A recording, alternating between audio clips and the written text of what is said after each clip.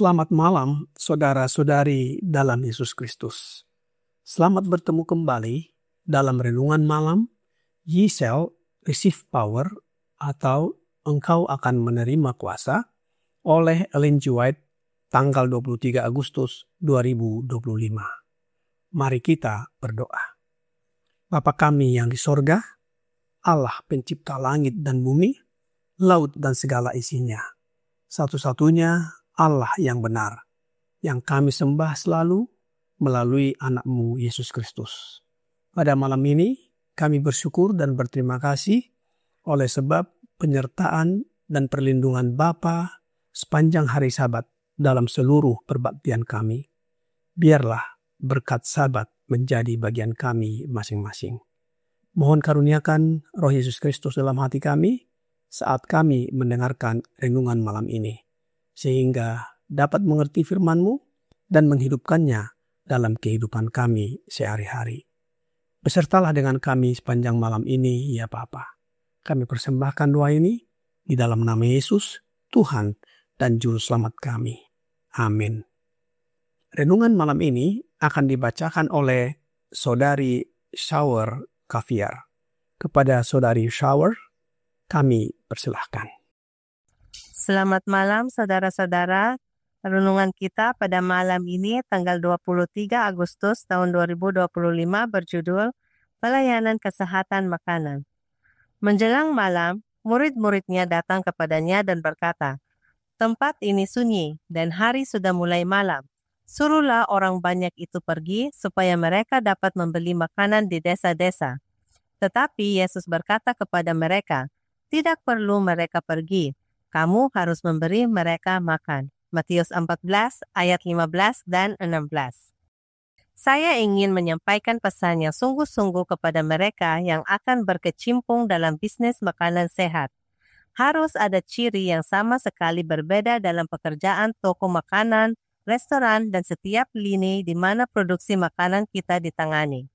Pekerjaan ini harus dilanjutkan sebagai sarana pencerahan Injil bagi mereka yang belum menyerahkan diri kepada Tuhan.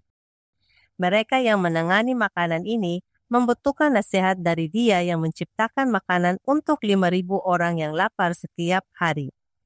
Pekerjaan toko makanan dan restoran, kita harus dijalankan sedemikian rupa sehingga tidak akan ada kerugian keuangan. Kita tidak boleh lupa bahwa lini pekerjaan ini perlu tetap hidup, namun semua pengaruh yang merusak harus disingkirkan darinya. Kita harus tetap berada di pihak yang diuntungkan, namun apa gunanya melanjutkan pekerjaan ini jika kita harus mengorbankan prinsip-prinsip keadilan, belas kasih, dan kasih Allah? Apa gunanya melanjutkannya jika melalui pengaruhnya tak seorang pun tercerahkan dan siap untuk berpegang teguh pada firman yang adalah makanan rohani mereka? Kepada mereka yang terlibat dalam pekerjaan ini, perlu ditekankan pentingnya menarik perhatian orang-orang yang mereka temui kepada kebenaran-kebenaran yang berasal dari sorga. Hendaknya ditunjuk orang-orang yang berkualifikasi baik untuk menyampaikan firman baik pada waktunya maupun tidak pada waktunya, dan yang dapat mencerahkan pikiran pria dan wanita tentang kebenaran. Kebijaksanaan khusus dibutuhkan untuk memahami kapan harus berbicara dan kapan harus diam. Hendaknya setiap pekerja banyak berdoa untuk pemahaman rohani. Dikutip dari buku The Health Food Ministry, halaman 89. Terima kasih, Tuhan Yesus memberkati. Terima kasih atas penata layanan Saudari Sauer. Tuhan Yesus memberkati. Renungan malam ini mengingatkan kita akan pekerjaan pelayanan kesehatan makanan yang menyediakan makanan sehat di restoran, toko makanan, maupun di sanatorium. Namun juga makanan sehat untuk konsumsi kita secara pribadi agar hidup dalam keadaan sehat. Pelayanan makanan sehat bukan sekedar bisnis untuk memperoleh keuntungan. Itu adalah panggilan Allah untuk melayani, memberkati, dan memperkenalkan Kristus kepada orang lain melalui kasih yang nyata dan praktis. Prasarana dan sarana tersebut sebagai alat untuk pekabaran Injil. Dalam ayat inti, Matius 14 ayat 15 dan 16 berkata, menjelang malam, murid-muridnya datang kepadanya dan berkata, tempat ini sunyi dan hari sudah mulai malam. Suruhlah orang banyak itu pergi supaya mereka dapat membeli makanan di desa-desa. Tetapi Yesus berkata kepada mereka, tidak perlu mereka pergi, kamu harus memberi mereka makan.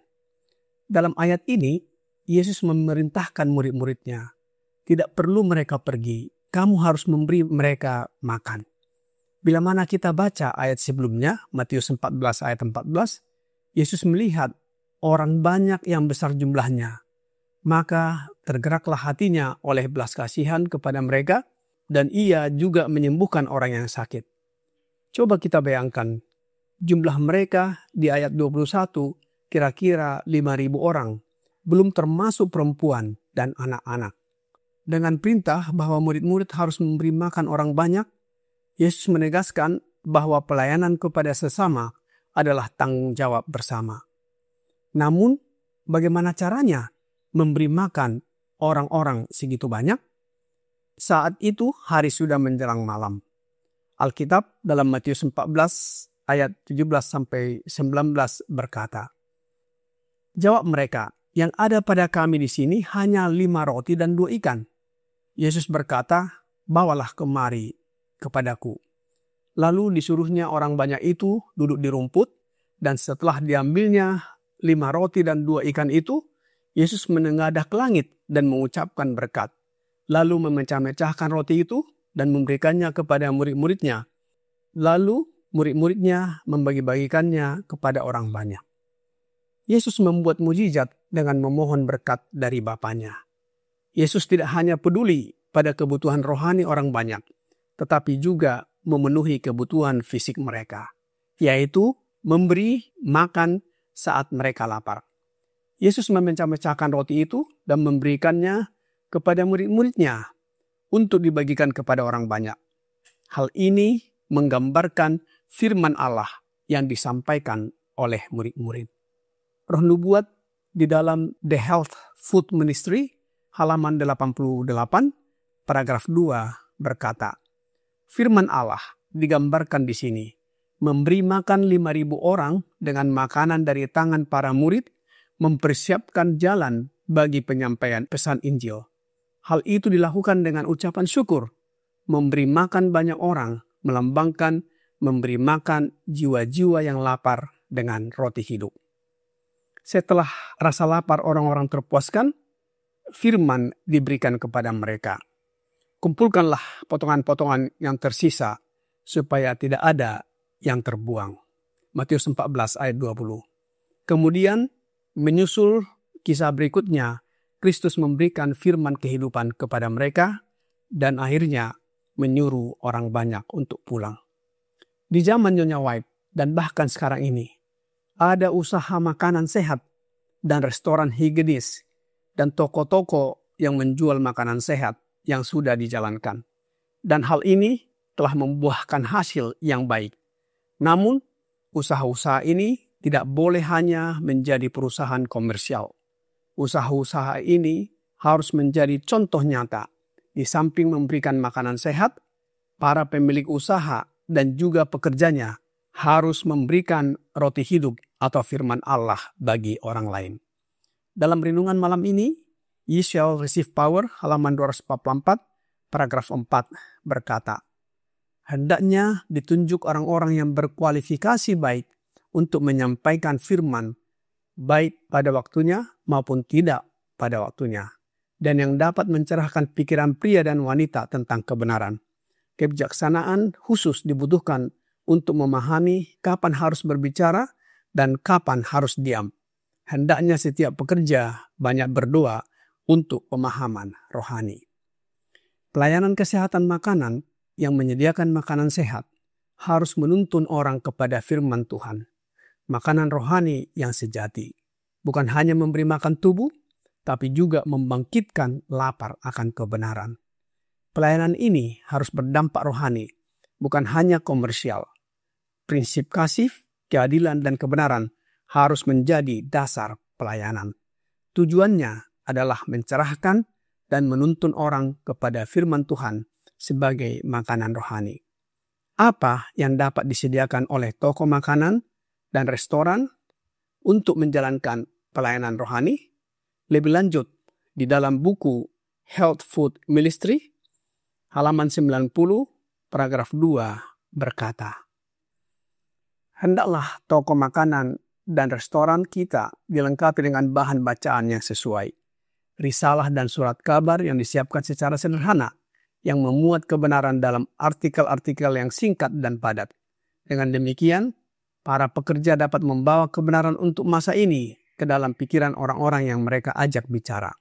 Pikiran perlu dikuduskan agar dapat dikerjakan oleh Roh Allah. Perkataan yang diucapkan baik pada waktunya maupun tidak pada waktunya dapat menjadi benih yang baik yang ditaburkan di tanah jiwa.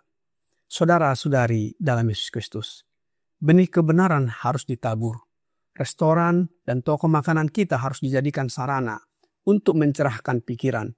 Hendaknya para pekerja memiliki selebaran dan risalah berisi pilihan-pilihan terbaik. Jika tidak mudah dijual, biarlah dibagikan dan hasil yang baik akan terlihat dari benih yang ditabur tersebut. Pertanyaannya adalah, produk apa aja yang digunakan untuk pelayanan makanan sehat sebagaimana yang dimaksudkan oleh Nyonya White dalam renungan malam ini? Masih dalam buku yang sama, The Health Food Ministry, halaman 93, paragraf 3 berkata, makanan sehat adalah ciptaan Allah, dan Dia akan mengajar umatnya di ladang misi agar dapat memadukan ciptaan-ciptaan bumi, sehingga makanan yang sederhana, murah, dan sehat akan tersedia.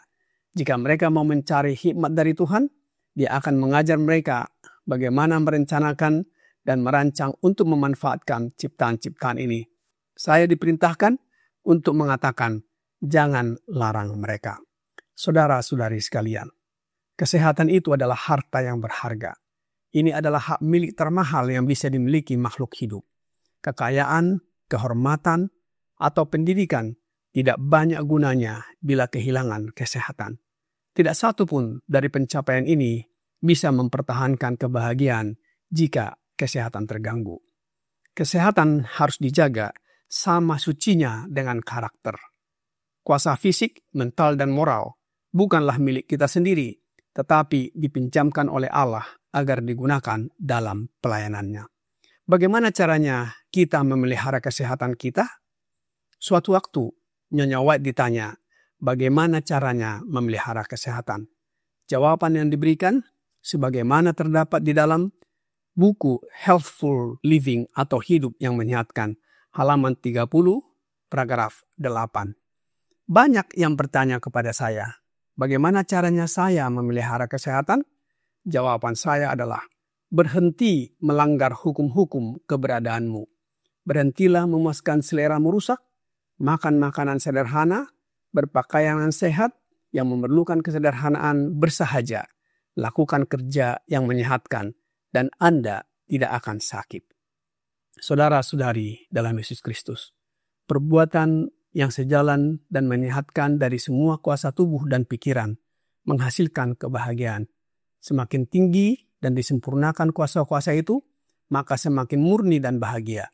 Pikiran harus tinggal dalam tema-tema yang berhubungan dengan kepentingan-kepentingan kekal. Ini akan menguntungkan kesehatan pikiran dan tubuh serta jiwa kita.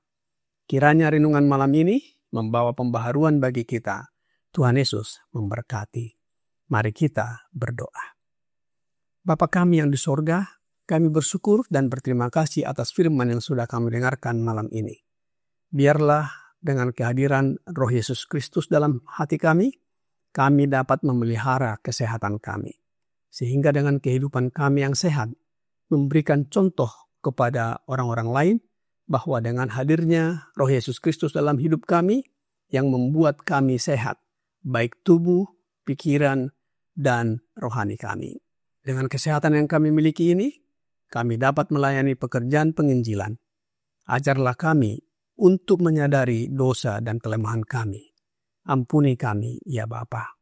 Kami persembahkan doa ini hanya melalui anak-Mu, Yesus Kristus, Tuhan dan Juru Selamat kami. Amin.